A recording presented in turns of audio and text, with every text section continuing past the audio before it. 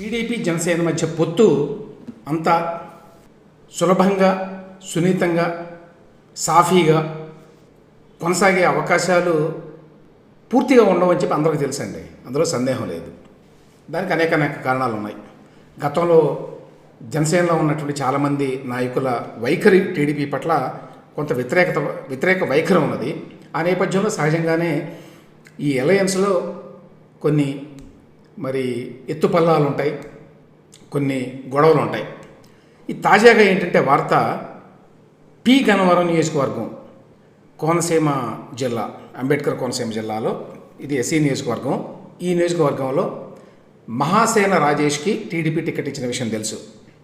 దాని మీద జనసేన కార్యకర్తలను చెప్పుకున్న కొంతమంది నిన్న అంబాజీపేటలో జరిగినటువంటి ఒక టీడీపీ సమావేశంలో అక్కడ కొంతమంది వేరే నియోజకవర్గాల నాయకులు పార్టీ పంపించిన వాళ్ళు వచ్చారు అక్కడ ఒక మీటింగ్ జరుపుకోవడానికి. ఆ సందర్భంలో జనసేన కార్యకర్తలు అక్కడికి వెళ్ళి చాలా గొడవ చేశారు. గొడవ చేయడమే కాదు, అక్కడ పరిశీలకుడుగా వచ్చినటువంటి దివంగత బాలయోగి గారి కుమారుడు హరీష్ కారును కూడా బద్దలు కొట్టారు అని చెప్పి నేను అన్ని పత్రికల్లో వార్త వచ్చిందండి. సహజంగానే సాక్షిలో దీన్ని చాలా ప్లేఅప్ చేశారు, కానీ మిగతా అన్ని పేపర్లో కూడా ఈ వార్త వచ్చింది. ఆంధ్రజ్యోతిలో వచ్చిన వార్త ప్రకారం పి గన్నవరం మహాసేనకు ఇవ్వద్దు అని చెప్పి ఇది హెడ్లైన్ అండి. అంటే మహాసేన రాజేష్కి పి గన్నవరం అసెంబ్లీ టికెట్ ఇవ్వద్దని చెప్పి జనసేన కార్యకర్తలు డిమాండ్ చేస్తున్నారు అనేది వార్త. జన సైనికుల పట్టు, టీడీపీ సమన్వయ భేటీలో తీవ్ర ఉద్రిక్తత, లోక్సభ ఇన్ఛార్జి హరీష్ కారు అద్దాలు ధ్వంసం, తర్వాత ఏదో టీడీపీ జనసేన నేతలు సర్ది చెప్పారట. సో విషయం ఏంటంటే ఇక్కడ 2-3 పాయింట్స్ ఉన్నాయండి. ఒకటి, నేను ఇంతకుముందు చెప్పినట్టుగా టీడీపీ జనసేన మధ్య పొత్తు సహజమైనది కాదు యాక్చువల్గా. ఎందుకంటే గతంలో మరీ ముఖ్యంగా జనసేన వైఖరి తెలుగుదేశం పట్ల చాలా వ్యతిరేకంగా ఉంటుంది. తెలుగుదేశం నుంచి జనసేన మీద అంత తీవ్రమైన వ్యతిరేకత వ్యక్తం చేస్తూ నాయకులు ఇప్పుడు ఎవరూ మాట్లాడలేదు. ఆ పార్టీలో యాక్టివ్గా ఉండేటువంటి కార్యకర్తలు కూడా ఎవరు మాట్లాడలేదు. బయట ఎవరన్నా మాట్లాడితే ఉండొచ్చు, కానీ వేరే జనసేనలో అట్లా కాదండి. జనసేనలో పవన్ కళ్యాణ్ దగ్గర నుంచి మొదలుకొని అక్కడ చాలామంది నాయకులు గతంలో చాలాసార్లు టీడీపీకి వ్యతిరేకంగా ఉన్నారు. అనేక సందర్భాల్లో స్టేట్మెంట్లు ఇచ్చారు. ఎస్పెషల్లీ ప్రభుత్వంలో ఉన్నప్పుడు ఇంకా ఎక్కువ ఉండేది, అప్పట్లో అందరికీ తెలుసు. సో ఈ నేపథ్యంలో ఇద్దరి మధ్య పొత్తు విషయంలో కొన్ని గొడవలు ఉంటాయి. ఇక్కడ రెండో విషయం ఏంటంటే పొత్తు పెట్టుకున్న తర్వాత ఏ క్యాండిడేట్కి టికెట్ ఇవ్వాలి అనేది ఆయా పార్టీలు నిర్ణయించుకుంటాయి ఒకసారి సీట్ల సర్దుబాటు పూర్తయితే. సో ఆయా సీట్లలో ఆ పార్టీ ఎవరికి టికెట్ ఇస్తుంది అనే దాన్ని వేరే పార్టీ వాళ్ళు మరి నిర్ణయించగలరా అనేది రెండో ప్రశ్న. ఇప్పుడు విషయం ఏంటంటే పి గన్నవరం అనేది తెలుగుదేశం పార్టీ అసెంబ్లీ ఈ పొత్తులో, దానికి మహాసేన రాజేష్కి ఇచ్చారు. మహాసేన రాజేష్ సోషల్ మీడియాలో కొంత గుర్తింపు తెచ్చుకున్నాడు గత కొంతకాలంగా. అయితే ఇప్పుడు వీళ్ళ అభ్యంతరం ఏంటంటే యాక్చువల్గా తెలుగుదేశం పార్టీ వరకు కూడా ఇది ఒక రిస్కీ ప్రపోజిషనే మహాసేన రాజేష్కి ఇవ్వడం. ఎందుకంటే గతంలో పెద్దగా పొలిటికల్ నేపథ్యం ఏమీ లేదు అతనికి, జస్ట్ కొంత పాపులారిటీతోనే అతను పైకి వచ్చాడు. ఆ నేపథ్యంలో మరి టీడీపీ కొంత రిస్క్ తీసుకొని యువకుడు, కొంత తెలియగలవాడు, కొంచెం బాగా మాట్లాడుతున్నాడు అనేటువంటి అభిప్రాయంతో ఇచ్చారండి టికెట్. ఇప్పుడు జనసేన కార్యకర్తలు ఎందుకు వద్దంటున్నారు? నాకు తెలిసి ఏంటంటే గతంలో ఈయన మరి జనసేన మీదనో పవన్ కళ్యాణ్ గారి మీదనో విమర్శలు చేశాడు అనేది. అయితే ఇది ఎంతవరకు జస్టిఫైబుల్ ఈ రీజను అనేది చూడాలండి. గతంలో చేశారు అంటే మహాసేన రాజేష్ గతంలో ఖచ్చితంగా చేసి ఉంటాడు, నేనైతే చూడలేదు. కానీ మరి దాన్ని కొంతవరకు ఆ లోటును పూడ్చడానికి అన్నట్టుగా ఆయన ఈ మధ్యకాలంలో చాలాసార్లు చంద్రబాబు నాయుడు గారి కంటే టీడీపీ కంటే పవన్ కళ్యాణ్ జనసేన ఎక్కువ పొగుడుతూ ఉంటాడు ఆయన వీడియోలో. బహుశా ఈ నేపథ్యం ఉండుంటుంది దానికి, ఈవెన్ తెలుగుదేశం పార్టీలో చేరిన తర్వాత కూడా. అయితే గతంలో ఇట్లా తిట్టాడు కాబట్టి అతనికి టికెట్ ఇవ్వడానికి వీల్లేదు అనేది జనసేన కార్యకర్తల డిమాండ్ అనేది కొన్ని పేపర్లను బట్టి అర్థమవుతోందండి. ఇక్కడ సమస్య ఏంటంటే యాక్చువల్గా ఈ మహాసేన రాజేష్, ఇతని పేరు సరిపెల్ల రాజేష్ అనుకోండి, అందరికీ తెలుసు కదా. సో మహాసేన రాజేష్ గతంలో టీడీపీని కూడా బండబుతులు తిట్టాడు, చంద్రబాబు నాయుడు గారిని కూడా తిట్టాడు. ఆ వీడియో అందరికీ దొరుకుతాయి వెతికితే వెళ్ళి ఫేస్బుక్లో వాటిల్లో. అప్పుడు ఆయన యాక్చువల్గా వైసీపీతో ఉన్నాడు, వైసీపీకి అనుకూలంగా పనిచేశాడు 2019 ఎన్నికల్లో. కాబట్టి ఆ నేపథ్యంలో ఖచ్చితంగా అతను విమర్శిస్తాడు. ఆ విమర్శ కూడా కొంచెం ఘాటుగానే ఉండేది. ఇవన్నీ తెలియని విషయాలు కాదు. తెలిసి కూడా మరి తెలుగుదేశం పార్టీ చంద్రబాబు నాయుడు గారు ఆయనకి టికెట్ ఇచ్చాడు. సరే, గతం గతహ అనే ఉద్దేశంతో. అయితే ఈ విషయంలో జనసేన వాళ్ళు అభ్యంతరం పెడుతున్నారు. జనసేన వారు ఈ విధంగా అభ్యంతరం పెట్టడం, ఆ కార్యకర్తలు అనుకోండి, పార్టీ నాయకత్వం ఏమనుకుంటుంది, పవన్ కళ్యాణ్ గారు ఏమనుకుంటున్నారో మనకు తెలియదు. ఆ కార్యకర్తలు ఎవరైనా అభిమానులు ఎవరైతే వెళ్ళి గొడవ చేశారో మరి వాళ్ళు అర్థం చేసుకోవాల్సింది ఏంటి, ఇక్కడ ఒక విషయం ఏంటి, ఒక పార్టీ అభ్యర్థి ఎవరిని పెట్టాలి అనేది మరొక పార్టీ పొత్తులో ఉన్నటువంటి రెండో పార్టీ నిర్ణయించగలదా? తెలుగుదేశం పార్టీ అదేవిధంగా జనసేన ఫలానా వాళ్ళకి ఇస్తుంది, వాళ్ళకి ఇవ్వద్దు, వాళ్ళు గతంలో చంద్రబాబు నాయుడు గారిని తిట్టారు, లేకపోతే తెలుగుదేశం పార్టీని తిట్టారు అని అంటే అది కరెక్టేనా? ఎవరి దాకా ఎందుకండి. ఇప్పుడు జనసేనలో ఉన్నటువంటి మరి పెద్ద నాయకులు పవన్ కళ్యాణ్ గారి సోదరులు నాగబాబు గారు కూడా బోల్డెన్ సార్లు ట్వీట్లు చేశాడు. అది అందరికీ తెలిసిన విషయమే. టీడీపీ మీద ఘోరాతి ఘోరమైన ట్వీట్లు ఉన్నాయి గతంలో. అందువల్ల నాగబాబు గారికి టికెట్ ఇవ్వడానికి వీల్లేదు మీరు పొత్తులు అని చెప్పి తెలుగుదేశం పార్టీ ఇన్సిస్ట్ చేయగలదా? చేయలేదు ఇంతవరకు. అయితే అటువంటి దాఖలా లేదు. మరి ఆ నేపథ్యంలో జనసేన నుంచి కూడా అటువంటిదే ఉండాలి. లేకపోతే ఏమవుతుందంటే వీళ్ళిద్దరూ ఈ విధంగా గొడవపడి వైసీపీకి వీళ్ళు అడ్వాంటేజ్ని కల్పిస్తారు. వైసీపీ ఎట్లాగూ అడ్వాంటేజ్ తీసుకోవాలని విశ్వప్రయత్నం చేస్తోందండి. విశ్వప్రయత్నం, మామూలు ప్రయత్నం కాదు. స్వయంగా జగన్మోహన్ రెడ్డి గారే ఈ విషయంలో చిచ్చు పెట్టాలని ట్రై చేస్తున్నాడని చెప్పి నిన్న కూడా మాట్లాడాను నేను. ఎక్కడో వంగవీటి రంగా దగ్గర నుంచి మొదలుకొని ఆయన పాత విషయాలు తవ్వి తీసి ఇద్దరి మధ్య గొడవలు పెట్టాలి అనేది. ఇప్పుడు ఈ విధంగా వీళ్ళు గొడవ చేయటం అంటే అది మళ్ళీ ఒక హ్యాండిల్ ఇవ్వడమే వైఎస్ఆర్సీపీకి. తర్వాత ఏ రకంగా చూసినా ఇంతకుముందు నేను చెప్పినట్టుగా ఏ పాయింట్ ఆఫ్ వ్యూలో చూసినా కూడా ఆ విధంగా చేయడం కరెక్ట్ కాదు. మహాసేన రాజేష్ బహుశా క్రిటిసైజ్ చేసి ఉండొచ్చు పవన్ కళ్యాణ్ గారిని, ఆయన చంద్రబాబు నాయుడు గారిని కూడా చేశారు. తర్వాత వేరే పార్టీ పొత్తులో ఉన్న పార్టీ అభ్యర్థుల్ని వేరే పార్టీ వాళ్ళు అభ్యంతరం పెట్టలేరు. ఒకవేళ తీవ్రమైన అభ్యంతరం ఏదైనా ఉంటే అంతర్గతంగా మాట్లాడుకుంటారు. అంతర్గతంగా మాట్లాడుకొని ఆ ఫలానా వ్యక్తి మీరు దయచేసి టికెట్ ఇవ్వద్దు అని చెప్పి ఇంకొకరిని కన్విన్స్ చేసుకుంటారు. వీళ్ళు బయటకు వచ్చి మాట్లాడితే అల్టిమేట్గా మీరు ఏ ప్రయోజనం కోసం అయితే ఈ పొత్తు పెట్టుకున్నారో ఆ ప్రయోజనం నెరవేరదు.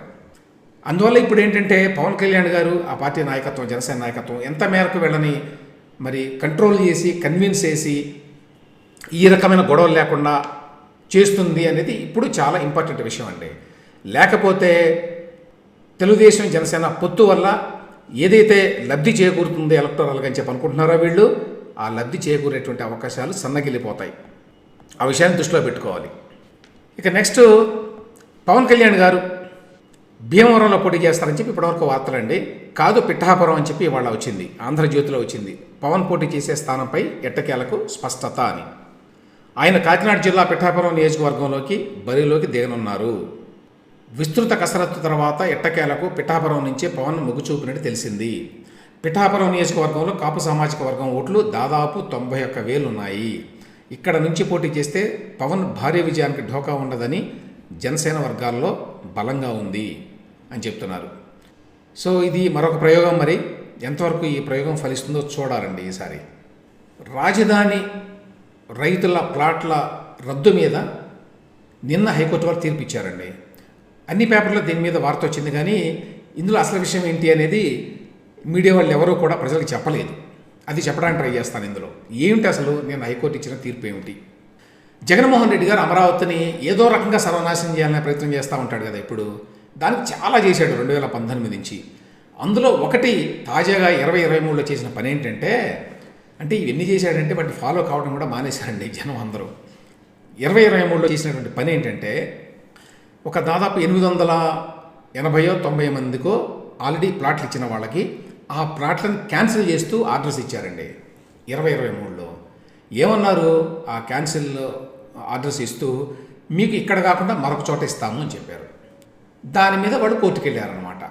ఆ కోర్టుకు వెళితే సింగిల్ జడ్జి గారు ఉన్నటువంటి బెంచ్ వారు దాని మీద మధ్యంతర ఉత్తర్వులు ఇచ్చి ఆ ఉత్తర్వుల్ని స్టే చేశారు.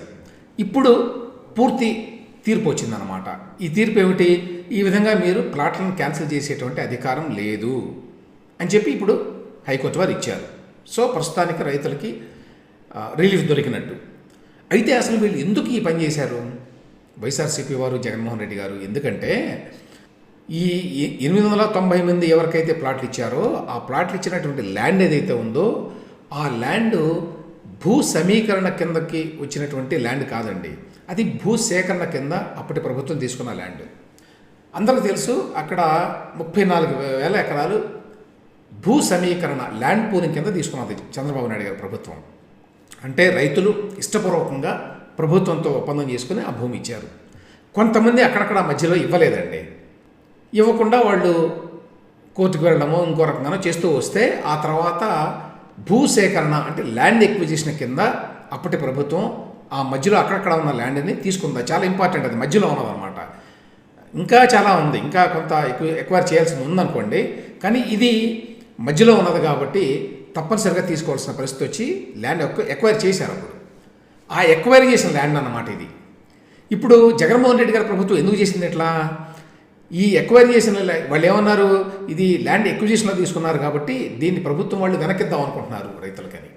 ఇప్పుడు దాన్ని వెనక్కి వీళ్ళకి రద్దు చేసి ప్లాట్లు అక్కడ ఈ రైతులకి ఇచ్చినవి ఆ ల్యాండ్ని మళ్ళీ ఎవరైతే ఒరిజినల్ ఓనర్స్ ఉన్నారో, ఎవరైతే ల్యాండ్ పూలింగ్ని వ్యతిరేకించారో వాళ్ళకి ఇచ్చేసారనుకోండి, అప్పుడు ఏమవుతుంది, మొత్తం అమరావతి అంతా చిన్నాభిన్నం అవుతుంది. ఎందుకంటే మధ్యలో ఉన్న ల్యాండ్ ప్రైవేట్ వ్యక్తులది అవుతుంది. అమరావతిలో మొత్తం కూడా గవర్నమెంట్ ల్యాండేనండి, there is no private land. వీళ్ళు ఎన్ని అబద్ధాలు చెప్పి ఎన్ని అక్రమాలు ఇన్సైడ్ ట్రేడింగ్ అని చెప్పినా చివరికి అది ప్రభుత్వ ల్యాండ్. అది ఆ మొత్తం ప్రభుత్వ ల్యాండ్లో ప్రభుత్వమే ఇట్లా భూములు ఇచ్చినటువంటి రైతులకి ప్లాట్లు ఇచ్చింది. సో ప్రభుత్వం ఇవ్వాల్సిందే ల్యాండ్ ఎవరికైనా అక్కడ. ఇప్పుడు వీళ్ళ ఉద్దేశం ఏంటి, ప్రైవేట్ వ్యక్తులు వాళ్ళకి కనుక వాళ్ళకి కొంత పొలం మధ్యలో అక్కడక్కడ ఉన్నదనుకోండి, మీకు మాస్టర్ ప్లాన్ అనేది పనిచేయదు. ఇక మధ్యలోంచి రోడ్డు వెళ్ళదు. అక్కడ ఏదైతే కట్టాలనుకున్నారో దాన్ని డివైడ్ చేశారు కదా అమరావతిని 7 సిటీస్ అని చెప్పి, ఒక్కో చోట కోటి ఉండాలి, ఇది రెసిడెన్షియల్, ఇది ఇక్కడ గవర్నమెంట్ ఆఫీసులు, అట్లా ఏవో చేశారు. ఆ ప్రకారం మాస్టర్ ప్లాన్ నడవదన్నమాట. ఎప్పుడైతే మాస్టర్ ప్లాన్ ప్రకారం జరగదో అప్పుడు అమరావతి మొత్తం చిన్నాభిన్నం చేయొచ్చు దాన్ని. ఆ దురుద్దేశంతో జగన్మోహన్ రెడ్డి గారు చేశాడండి ఈ పని. ఇప్పుడు అదృష్టవశాత్తు ఏపీ హైకోర్టు వారు ఇదిగో ఈ స్టేట్ గవర్నమెంట్ సిఆర్డీ ఎవరు ఈ విధంగా చేయడానికి వీల్లేదన్నారు. కానీ ఈ ప్రమాదం ఇంతటితో అయిపోలేదండి. ఈసారి మళ్ళీ అధికారంలోకి వస్తే జగన్మోహన్ రెడ్డి గారు మళ్ళీ లీగల్ లూప్ హోల్స్ వెతుక్కొని చట్టాల్లో ఉన్నటువంటి లొసుగుల్ని కనిపెట్టి ఆ ప్రకారం చేస్తాడు మళ్ళీ. ఇట్లాంటివి చాలా పనులు ఆల్రెడీ పేదలకు భూముల పేరుతోటి మధ్యలో కావాలని ఇచ్చాడు. ఆల్రెడీ పేదల కోసం గత ప్రభుత్వం కొంత ల్యాండ్ని ఎలొకేట్ చేసి పెట్టింది అమరావతిలో, అక్కడ కాకుండా వేరే చోట ఇచ్చాడు జగన్మోహన్ రెడ్డి. ఎందుకు? తంపులు పెట్టడానికి. ఆ విధంగా చేస్తారు మళ్ళీ అధికారంలోకి వస్తే, చేయకూడదని ఏమీ లేదు. కాబట్టి నెక్స్ట్ గవర్నమెంట్ మారుతుందా లేదా అనే దాన్ని బట్టి అమరావతి భవితవ్యం ఆధారపడి ఉందండి. ఇదొక చాలా ఇంపార్టెంట్ న్యూస్ అండి. ఏంటంటే దస్తగిరి వ్యవహారం. దస్తగిరి వివేకానంద రెడ్డి గారి కేసులో అప్రూవర్గా ఉన్నాడు. ఇతను వివేకానంద రెడ్డి గారిని హత్య చేసిన, యాక్చువల్గా ఫిజికల్గా హత్య చేసిన వాళ్ళలో ఒకడు. ఏ విధంగా హత్య చేశారు, ఏ విధంగా గొడ్డలతో నరికారు అని చెప్పి అనే విషయాలన్నీ చెప్పింది ఇతనే. ఇతని ద్వారానే తెలిసినాయి ప్రపంచానికి. ఇతను అప్రూవర్గా మారి సిబిఐకి జరిగినట్టుగా కూర్చున్నట్టు చెప్పాడండి. ఇప్పుడు ఇతను కంటకంగా మారాడు జగన్మోహన్ రెడ్డి గారికి, అవినాష్ రెడ్డి గారికి. ఇతను కూడా కనుక లేకపోతే ఇప్పుడు ఆల్రెడీ ఏం చేశారంటేనండి, మన వివేకానంద రెడ్డి గారి పిఏ కృష్ణారెడ్డిని ఆల్రెడీ వీళ్ళు లోపరుచుకున్నారు. లోపరుచుకుంటే అతను ఏం చేశాడు, ఇప్పుడు అతని చేత చాలా లెటర్లు ఇప్పించారు. ఏంటి, మమ్మల్ని సునీతారెడ్డి అంటే వివేకానంద రెడ్డి గారి కూతురు అల్లుడు బలవంతం చేస్తున్నారు, అసలు వాళ్లే మర్డర్ చేశారు. సిబిఐ ఆఫీసర్ రామ్ సింగ్ ఎవరైతే ఉన్నాడో గతంలో, అతను నన్ను బలవంతం చేసి నా చేత సాక్ష్యాలు తీసుకుంటున్నాడు అని చెప్పి కేసులు పెట్టించడం, ఇవన్నీ చేస్తున్నారండి ఆ పిఏ కృష్ణారెడ్డితోటి. ఇప్పుడు అదేవిధంగా దస్తగిరిని కూడా కనుక మీరు అప్రూవర్ కాకుండా మార్చేసుకున్నారనుకోండి, ఈ కేసు మొత్తం పోతుందండి. గతంలో ఏ విధంగానైతే పరిటాల రవి ఇతరుల కేసులను మాయం చేశారో, హత్యల తర్వాత హత్యలు చేసి, పరిటాల రవి హత్య కేసులో ఉన్నటువంటి నిందితులు అందరూ ఒకళ్ళ తర్వాత ఒకళ్ళు మర్డర్ గురయ్యారండి. ఆ విధంగా జరిగింది. అంటే ఒకతను మర్డర్ చేశాడు, యాక్చువల్గా ఆ మర్డర్ చేసిన అతన్ని ఇంకొక అతను మర్డర్ చేశాడు, అతను మర్డర్ చేసిన ఇతన్ని మరొక అతను మర్డర్ చేశాడు, ఇతన్ని మళ్ళీ జైల్లో ఉంటే మరొక అతను బండరాయి మోపి అతన్ని మర్డర్ చేశాడు. ఆ విధంగా పరిటాల రవి కేసులో చిట్ట చివరి వరకు కూడా మొత్తం ఆకులన్నీ రాలిపోయినాయి. అదేవిధంగా ఇప్పుడు వివేకానంద రెడ్డి గారి హత్య కేసులో కూడా దస్తగిరి ఎవరైతే అప్రూవర్గా మారాడో అతను కనుక వాళ్ళు కనుక ప్రభావితం చేయగలిగితే జగన్మోహన్ రెడ్డి గారు, అవినాష్ రెడ్డి గారు, ఆ కేసు కూడా మూతపడుతుంది. అందుచేత విశ్వ ప్రయత్నాలు చేస్తున్నారు. అతని మీద చాలా ఒత్తిడి తీసుకొస్తున్నారు. ఇక్కడ దస్తగిరి ఏదో చాలా అమాయకుడు, పరిశుద్ధుడు అని అర్థం కాదండి. అఫ్కోర్స్ అతను నేరస్తుడు. అందులో అతను అడ్మిట్ కూడా చేశాడు మర్డర్ చేశానని. కాబట్టి అతను మంచివాడని అర్థం కాదు. కానీ ఈ కేసులో కీలకమైన అంశం ఇది అని చెప్తున్నాను. ఇతన్ని మార్చుకోవడానికి చాలా ప్రయత్నం చేస్తున్నారు. అందులో భాగంగా ఇతని మీద చాలా కేసులు పెట్టారు. ఫస్ట్ ట్రై చేశారు. అతను మరి కారణాలు ఏమైనా కూడా అతను వినకపోతే అతని మీద కేసులు పెట్టారు. వేరే కేసులు పెట్టి జైల్లో పెట్టారు. ఈ మధ్య ఒక 2 కేసుల్లో జైల్లో పెడితే ఏదో విధంగా మరి వారి భార్య లాయర్లను పెట్టుకొని అతన్ని బయటికి తెచ్చుకుంది మళ్ళీ బెయిల్ మీద. అతన్ని ఇంతకుముందు 3వ నిందితుడిగా ఉంటే ఆ కేసుల్లో దాన్ని ఎక్యూజ్ నెంబర్ 1గా కింద మార్చారు అని కూడా నిన్న ఉన్న ప్రెస్ మీట్ పెట్టి కూడా చెప్పారు వాళ్ళు. ఇప్పుడు తాజాగా ఏం చెప్తున్నాడంటే కడప జైల్లో ఉన్నాడు ఈ 3 నెలల పాటు. అతను వేరే కేసుల్లో ఉన్నప్పుడు అవినాష్ రెడ్డి తాలూకా వ్యక్తులు వచ్చి 20 కోట్ల రూపాయలు ఇస్తాము, నువ్వు మారిపో అని చెప్పారటండి. ఎవరంటే శివశంకర్ రెడ్డి అని చెప్పున్నాడు ఈ కేసులో. వారి కుమారుడట. ఆ కుమారుడు గారు డాక్టర్ అట. ఆయన పేరు డాక్టర్ చైతన్య రెడ్డి అట. ఈ డాక్టర్లు జైలుకి వెళ్ళడానికి వీలుంటుంది. ఏదో పేషెంట్లు చూసే నెపంతోనో జైలుకి వెళ్ళొచ్చు. మిగతా వాళ్ళు వెళితే అనుమానాలు వస్తాయి కాబట్టి ఇదిగో ఈయన పంపించారట. దేవిరెడ్డి శివశంకర్ రెడ్డి గారి కుమారుడు డాక్టర్ చైతన్య రెడ్డి. ఇప్పుడు ఈ శివశంకర్ రెడ్డి గారు కూడా ఆయన మీద కూడా కేసు ఉన్నది అందరికీ తెలుసు కదా. ఆయన కూడా జైలుకి వెళ్ళాడు. సో డాక్టర్ చైతన్య రెడ్డి ఆయన కుమారుడు వెళ్ళి ప్రలోభ పెట్టాడు అని చెప్పి షేక్ దస్తగిరి ఆయనే స్వయంగా వెల్లడించాడండి. ఇప్పుడు ఏమీ లేకుండా చంద్రబాబు నాయుడు గారు మరి బెదిరిస్తున్నాడు ప్రభుత్వంలో ఉన్న వారిని, ఆఫీసర్లు అని చెప్పి నిన్ననే సుప్రీంకోర్టులో మరి వాదించారు కదండి ఏపీ ప్రభుత్వం వారు. ఆయన కుటుంబ సభ్యులు, చంద్రబాబు నాయుడు గారి కుటుంబ సభ్యులు బెదిరిస్తున్నారు, వార్నింగ్స్ ఇస్తున్నారు. కాబట్టి ఆయన బెయిల్ రద్దు చేయండి, మళ్ళీ జైల్లో పెట్టండి అన్నారు కదా. మరి ఈ కేసులో దస్తగిరిని ప్రలోభ పెట్టడానికి ప్రయత్నం చేస్తున్నారని చెప్పి దస్తగిరే చెప్పాడు, వేరేవాడు కాదు. వేరేవాడు చేసిన ఆరోపణలు కాదు ఇవి. ఆయనే స్వయంగా చెప్తున్నాడు, నన్ను ప్రలోభ పెట్టడానికి ట్రై చేశారు, అడ్వాన్స్గా 20 కోట్లు వెంటనే ఇస్తామన్నారని చెప్పాడండి. వృత్తిరీత్యా వైద్యుడైన ఆయన అంటే ఈ డాక్టర్ చైతన్య రెడ్డి ఖైదీలకు వైద్య పరీక్షల పేరుతోటి కడప జైల్లోకి వచ్చి తనను కలిసి ఈ ఆఫర్ ఇచ్చారని దస్తగిరి తెలిపారు. వివేకానంద రెడ్డి, పిఏ కృష్ణారెడ్డి కూడా సిబిఐ ఎస్పీ రామ్ సింగ్ తనను కొట్టి ఒత్తిడి చేసి వాంగ్మూలం ఇప్పించుకున్నారంటూ ప్రకటించారు. నువ్వు అలాగే చెప్తే మొత్తం కేసే వీగిపోతుంది, అందరూ జైలు నుంచి బయటకు వచ్చేస్తారు అని చైతన్య రెడ్డి చెప్పారని దస్తగిరి వివరించారు. వివేక కేసులో హైదరాబాద్లోని సిబిఐ ప్రధాన న్యాయస్థానం ఎదుట మంగళవారం దస్తగిరి హాజరయ్యారు. అనంతరం విలేకరులతో మాట్లాడుతూ డీల్ గురించి వెల్లడించారు. అదండి పరిస్థితి. మరి దీన్ని చాలా సీరియస్గా తీసుకోవాల్సిన అంశం కదండి ఇది. కానీ సీరియస్గా తీసుకునేటువంటి పరిస్థితులు అసలు లేవు. సిబిఐ వారు వెంటనే దీని మీద మరి సుప్రీంకోర్టుకు వెళ్ళి ఇందులో ఎవరికైతే బెయిల్ ఇచ్చారో అవినాష్ రెడ్డి గారికి, ఇతరులకి వాళ్ళకి బెయిల్ రద్దు చేయండి, ఎందుకంటే వాళ్ళు ప్రధానమైన సాక్షుల్ని, అప్రూవర్గా మారిన వ్యక్తిని ప్రలోభ పెట్టడానికి ట్రై చేస్తున్నారు, ఆ విషయం అతనే చెప్తున్నాడు అని వెళ్ళాలి. కానీ అటువంటి మూమెంట్ ఏది ఉన్నట్టుగా మనకు కనిపించడం వల్ల ఎందువల్ల అందరికీ తెలుసు. ఇవి ఫస్ట్ పార్ట్లో ప్రధాన వార్తలండి. సెకండ్ పార్ట్లో ఇంకా విశేషాలు చాలా ఉన్నాయండి. హనుమాన్ విహారీ అతన్ని ఆ క్రికెట్ టీం నుంచి తీసేయడం, అలాగే కుప్పంలో జరిగినటువంటి డ్రామా అనేది ఒకటి, తర్వాత ఈ అప్పుల గురించి చేస్తున్నటువంటి గమ్మత్తులు కొన్ని, వీటన్నిటికంటే మోర్ ఇంపార్టెంట్ రిషికొండలో నేను ఉంటాను అని చెప్పి క్యాంప్ ఆఫీస్ పేరుతోటి జగన్మోహన్ రెడ్డి గారు అక్కడ కట్టుకున్నారు కదా భారీ ఎత్తున. అదేమో మరి కోర్టు ఉత్తర్వుల కారణంగా ఆయన వెళ్ళడానికి వీల్లేదు, అయినా కూడా రేపు దానిని ప్రారంభించబోతున్నారట. ఈ విషయాలన్నీ సెకండ్ పార్ట్లో మాట్లాడదామండి.